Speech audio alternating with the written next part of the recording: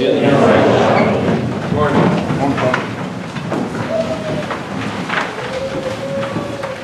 Joyous feast of the Annunciation to everyone.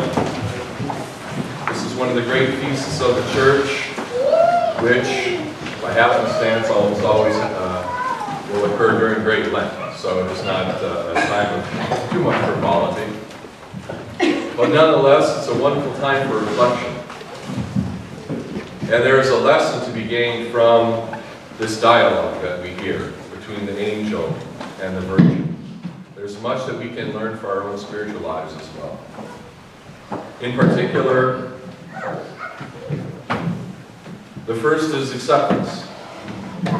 That the Virgin Mary, the great words that she utters at the end of this gospel, "Behold the handmaiden of the Lord, let it be to me according to your word," is an image of acceptance, but also humility, of obedience to the calling of God, to purity of soul, to virtue. And we know that, right? You expected me to say that, right? But inside of us we say, obedience and virtue. And how does she know what she was getting into? How could she just say yes like that? I couldn't do it, right? If we're honest with ourselves, we would say, well, behold her, not me. I have a hard time saying, let it be according to your word. I can say, let it be to me according to my word. That's easy. Let it be to me according to your word. Well, perhaps we can ameliorate our discomfort with such an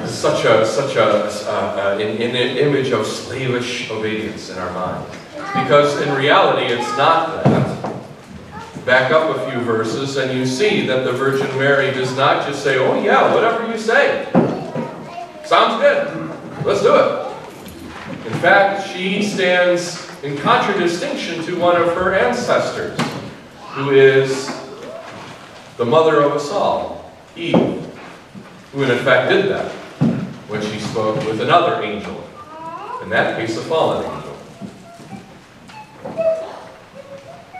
She did not question and stand her ground against that angel, but let that angel work her way down until she accepted it.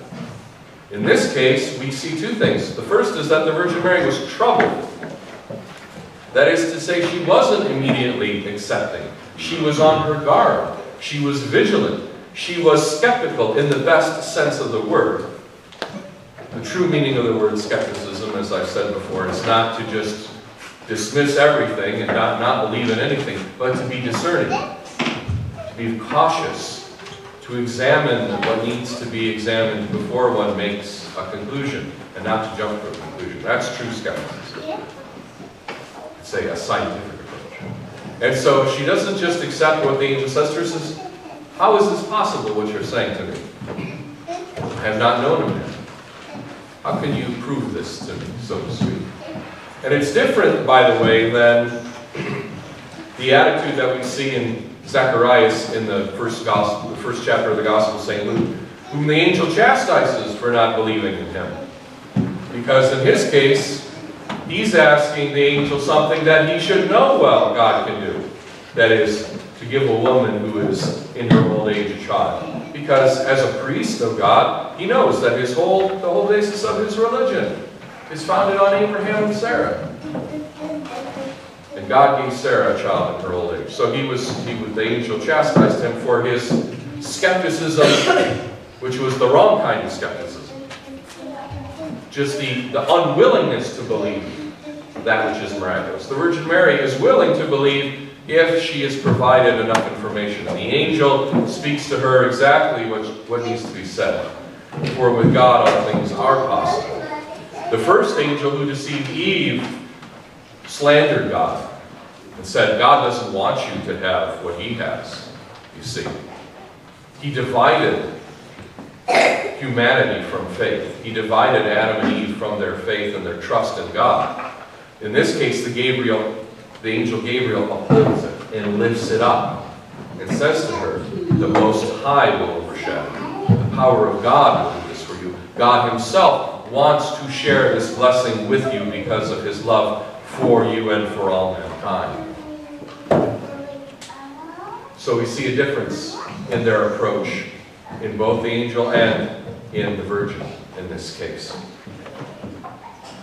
And so finally, only after hearing all which she has to hear to test this angel, to be discerning, to be vigilant, is she willing to accept that this will be, and says, let it be. So it's not a pure quietism, it's not a pure just mugwumpishness on the part of the virgin.